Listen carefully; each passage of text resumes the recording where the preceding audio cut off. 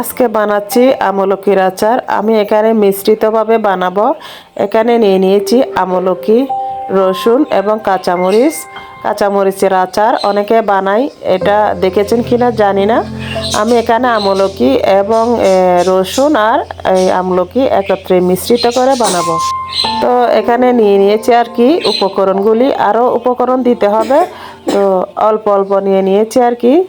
আর একটা সাদা ভিনিগারও নিয়ে নিয়েছি। অবশ্য ভিনিগারটা দিতে হয়, ভিনিগার না দিলে কিন্তু পরবর্তীতে আচার নষ্ট হয়ে যায়। আর সেজন্য হচ্ছে ভিনিগারটা দিতে হয়, না হলে ভিনিগারের কোনো কাজ নেই।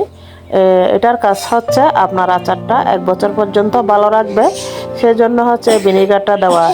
তো সরিষার তেল দিয়ে দিয়েছি পর্যাপ্ত পরিমাণে। আর দিয়ে দিলাম হচ্ছে এটা পাঁচফোড়ন 1 টেবিল চামচের মতো। আর দিয়ে দিচ্ছি এখানে রসুন। তো আমি চুলার হিটটা আর কি লো হিটে করে দিয়েছি। এর কারণ হচ্ছে যে আমি যেই আস্ত পাঁচফোড়ন দিয়ে দিয়েছি আর কি, এগুলো পুড়ে যাবে। সেজন্য অবশ্যই লো হিটে করে রাখতে হবে, মানে তেলটা অতিরিক্ত গরম না, মিডিয়াম গরম হলে হলো। আর দিয়ে দিলাম হচ্ছে রসুন, কাঁচামরিচ, আপনারা দেখতে পাচ্ছেন এই যে। আর দিয়ে দিচ্ছি হচ্ছে সেই ধুয়ে রাখা আমলকি। এগুলা দিয়ে একটুখানি ভাপিয়ে নিব, মানে নেড়ে চেড়ে মিশিয়ে নিব। এরপরে ঢাকা দিয়ে 30 মিনিট পর্যন্ত রান্না করে নিব। 30 মিনিট হচ্ছে কেন জানেন? আসলে এটা হচ্ছে আস্তে আস্তে হবে, এখানে তো কোনো পানি দিব না, তেলের মধ্যে হচ্ছে আস্তে আস্তে হতে হবে।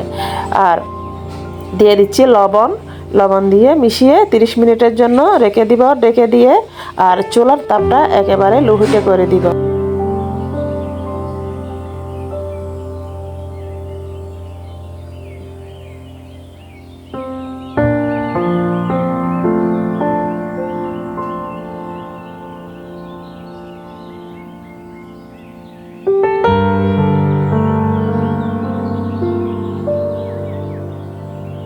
তিরিশ মিনিট পরে চলে আসলাম আর কি। এখন ঢাকনা খুলে দেখব কতটুকু হলো। ঢাকনা খুলে দেখতেছি মোটামুটি হয়ে গেছে এখানে। এবার অন্যান্য যে উপকরণগুলো রয়েছে এগুলো একটি একটি করে দিয়ে দিব।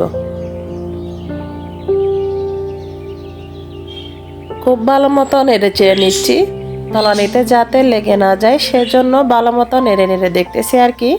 অবশ্য এই সময়টা একটু ধৈর্য ধরে মানে আস্তে আস্তে কাজটা করতে হবে। তো আমি ভালো মতো নেড়ে চেড়ে দিয়ে এরপরে অন্য অন্য উপকরণগুলো দিয়ে দিব।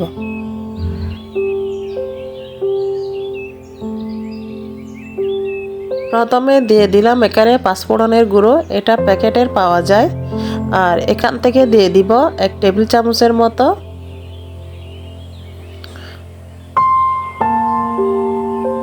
এখন দিয়ে দিচ্ছি লাল মরিচের গুঁড়ো কালারের জন্য, যেহেতু এখানে আগে থেকে কাঁচা মরিচ দিয়েছি, এটা যথেষ্ট পরিমাণে ঝাল হবে। আর লাল গুঁড়ো মরিচটা দিয়ে দিলাম হচ্ছে একটু কালার আসার জন্য। আর দিয়ে দিচ্ছি হচ্ছে হলুদের গুঁড়ো, দিয়ে একটুখানি নেড়ে চেড়ে মিশিয়ে নিব।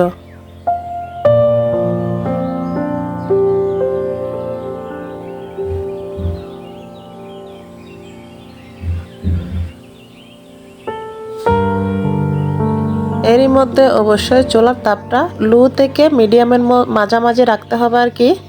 তো দিয়ে দিচ্ছে হচ্ছে ভিনেগার, এটা অবশ্যই দিতে হবে, না হলে কিন্তু আচার পরবর্তীতে নষ্ট হয়ে যায়। আর ভিনেগারের কাজ হচ্ছে, সেটা হয়তো সবাই জানেন, তাও আমি বলে দিচ্ছি, এটা দিলে আপনার আচার একদমই খারাপ হবে না বা নষ্ট হবে না, 1 বছর পর্যন্ত রাখা যায়।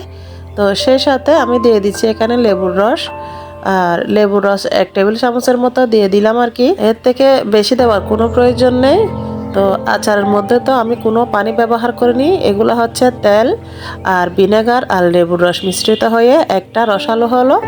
আর এখানে দিয়ে দিচ্ছি হচ্ছে চিনি। চিনি দিলে আরও একটু রসালো হবে, মানে চিনি গলে একটা পানির আকার মতো হবে আর কি। এটা দিয়ে কিছুক্ষণ নেড়ে চেড়ে নিব আর অল্প একটু জাল করে শুকিয়ে নিব।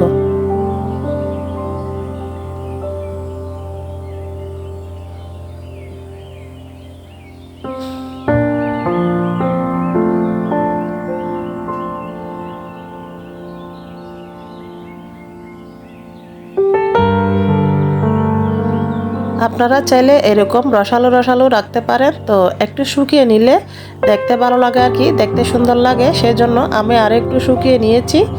আর এই যে দেখুন একেবারে রসালো রসালো লাল কালারটা, মাশাল্লাহ অনেক সুন্দর হয়েছে। তো আপনাদের কেমন লাগলো এই রেসিপি অবশ্যই একটি লাইক দিয়ে জানিয়ে দিবেন। অনুগ্রহ করে অবশ্যই একটি লাইক দিতে হবে আর কমেন্টে তো অবশ্যই জানিয়ে দিতে হবে। আপুদের জন্য ভালোবাসা রইল। আজকে এ পর্যন্তই। আসসালামু আলাইকুম।